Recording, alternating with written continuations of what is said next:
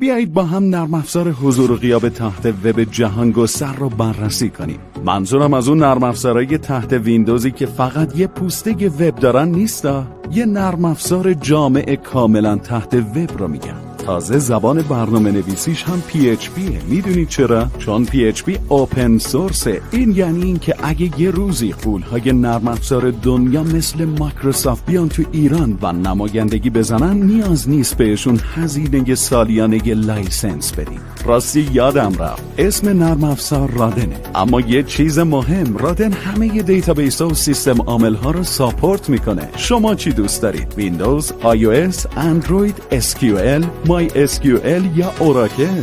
با نرم افزار رادن میتونید کلی تقویم های مختلف کاری تعریف کنید، رسمی، غیر رسمی، شمسی و میلادی. در مورد ساعت کاری هم همینطوره. ساعت‌های کاری چند تیکه، ساعت ناهاری، حتی ساعت کاری که از یه روز شروع میشه و تا روز بعد طول میکشه. برای هر کدوم از ساعت کاری میتونی کلی ضریب تعریف کنی. اضافه کار اول وقت، فرجه ورود، شناوری، تأخیر، غیبت، تعجیل، مرخصی، اضافه کار آخر وقت و خارج وقت و روزهای تعطیل. یادم رفت محیط گرافیکی رادن خیلی کاربرپسنده. برای گرافیکش از تم فیسبوک استفاده شده. حالا بریم سراغ خود تردد کارمندا از دستگاه که به 3 صورت میتونه انجام بشه. اپراتور دستی انجام بده، اتوماتیک یا زمانهای خاص و کاملا زنده و در لحظه.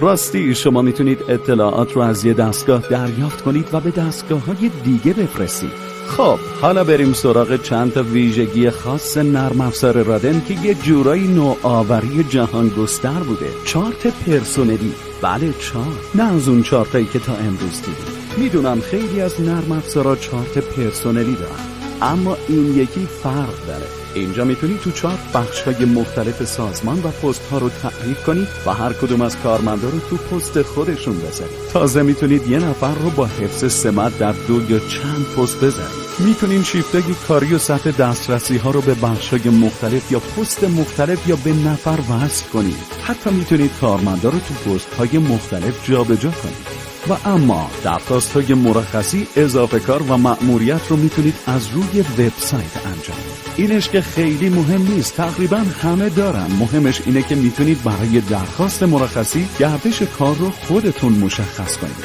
با هر تعداد تایید کننده و تصویب کننده که خودتون دوست دارید. از یه نوع درخواست، مثلا درخواست مرخصی، میتونید چند تا با گردش‌های مختلف تعریف کنید. این یعنی اینکه هر کدوم از کارمندا میتونن با گردش متفاوتی درخواست مرخصی بدن.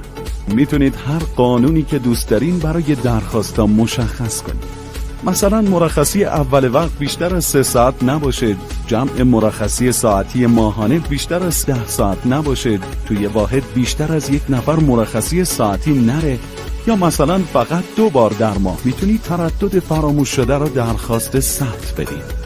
خب حالا بیاین در مورد قانونا صحبت کنیم. همونطور که میدونید برای کارکرد کارمندا مثل اضافه کار و مرخصی و مأموریت و غیبت قانونای محاسباتی وجود داره. نکته اینجاست که تو نرم افزار رادن اگه بخواید میتونید این قانونها رو بر اساس نیاز سازمانتون تغییر بدید. این خیلی مهمه ها. مثلا میتونید قانون محاسبه غیبت رو اونجوری که میخواین تغییر بدید. پارامتراشو نمیگم ها، خود قانون رو میگم. حتما تا حالا در مورد تهاتر شنیدید. تهاتر تو کارکرد پرسنل هم یکی از نوآوری‌های جهان گستره. حالا شما میتونید قانونی تعریف کنید که تو شرایط خاص پارامترهای کارکرد پرسنلی کم و زیاد بشه. منظورم از پارامترها همون اضافه کار، کسر کار، مرخصی و مأموریت و غیره است. بیاین چند تا مثال بزنیم. اگه جمع تأخیر ماهیانه بیشتر از 3 ساعت بود، تأخیر رو با ضریب 2 از اضافه کار کسر کن. اگه مرخصی ساعتی بیشتر از 4 ساعت بود، 1 روز مرخصی روزانه ثبت کن. اگه تو تاریخ 25 کارمندی با تأخیر وارد شده بود، 1 روز از مرخصی استحقاقیش به عنوان جریمه کسب کن. کسایی که از 20 تا 30 حداقل 20 ساعت اضافه کار داشتن، علاوه بر محاسبه اضافه کار با ضریب 2، 1 روز مرخصی تشویقی هم براشون ثبت بشه. حالا بریم سراغ آخرین امکان بی‌نظیر رادن، گزارشات هوش تجاری یا همون BI. شما با داشتن این گزارش‌ها میتونید تصمیمات مدیریتی خیلی دقیق و سریعی بگیرید. خلاصه که شما با داشتن نرم افزار رادن میتونید به راحتی از 1000 توی مشکلات مدیریت پرسنل عبور کنید.